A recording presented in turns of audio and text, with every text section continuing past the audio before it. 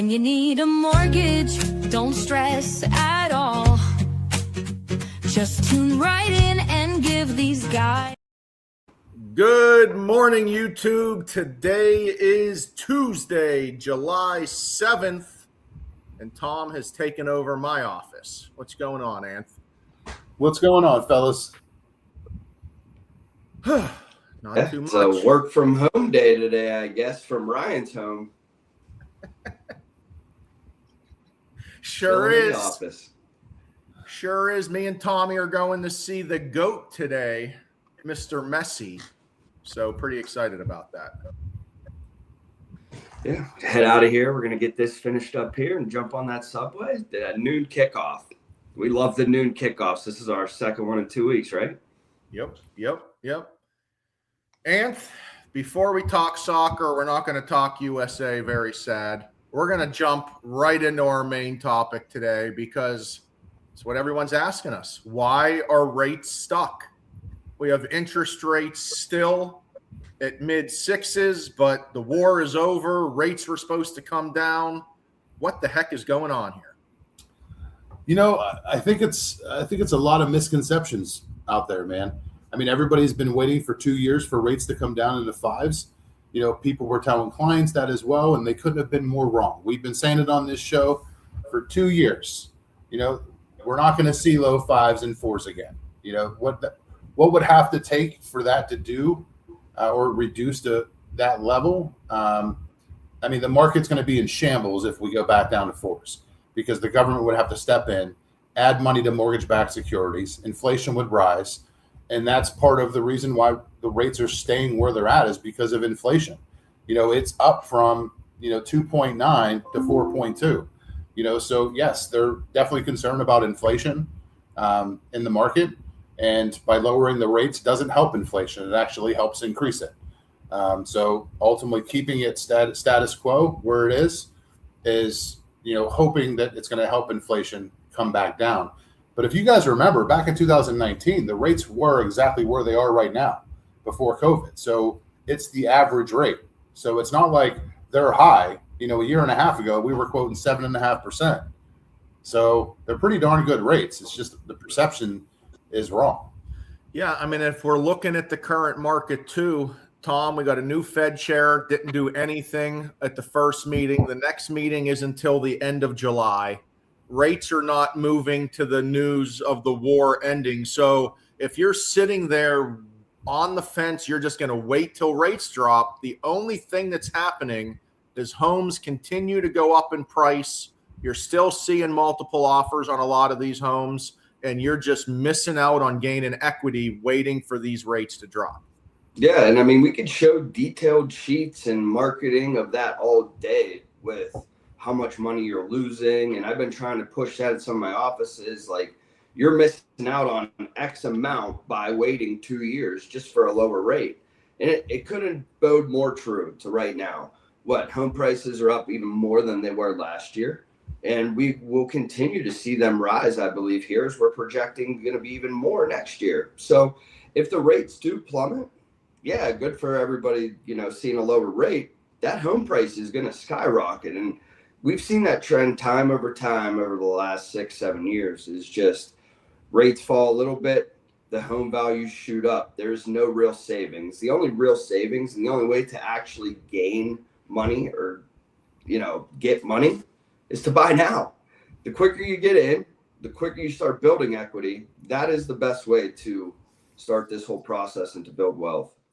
Yeah, I mean, we really were hoping for rates to drop a little bit more after the whole war settled down. But, Anth, the old adage seems to be taken true again. What is it? Rates go up like a rocket and down like a feather. So, they shot up very quickly, and they are they're stuck. They're not moving down towards where everyone hoped them to be. But people are still buying. So instead of worrying about the interest rate, let's adjust a little bit. Let's get into a different mortgage program. Let's get into a mortgage program that gives you a lower rate.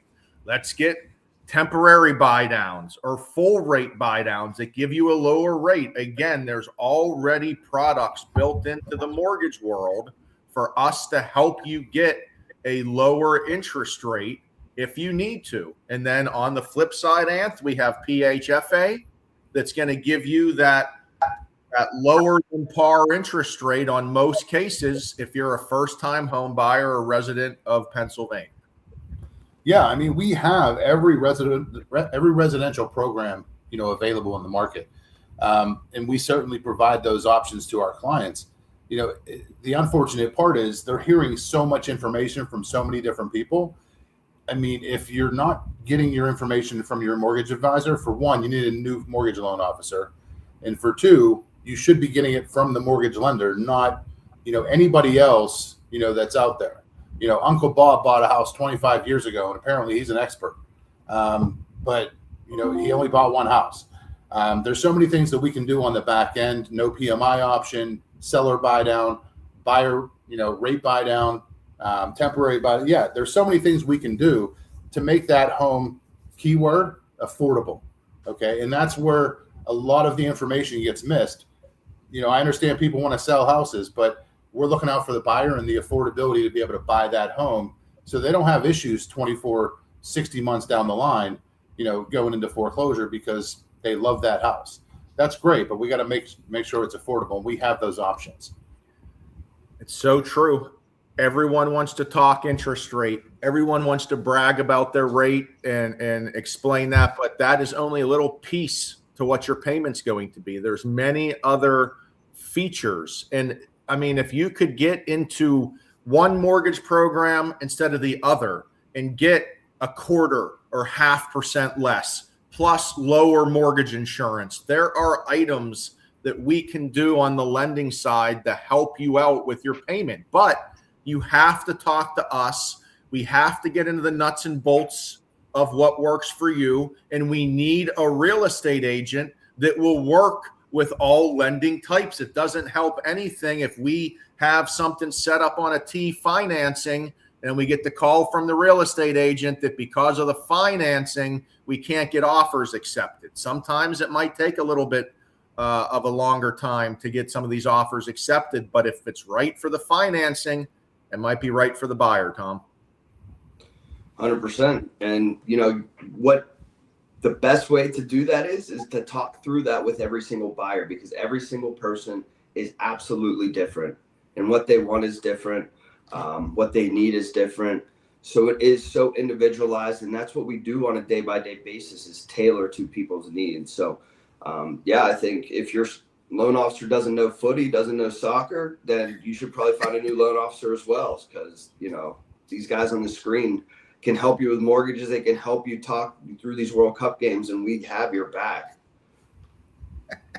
Couldn't have said it better. So give us a call. We're hoping rates drop, but we're not expecting to see anything at least to the end of July. But if you're an agent with a buyer out there that's on the fence, set them up. July 28th is the next meeting. So you have a 3-week touch point set in right there. I'll call you in 3 weeks. I'll let you know where they are. Let's get you going there. Don't wait any longer than 3 weeks. July 28th, next Fed meeting. Let's get everyone a home by then.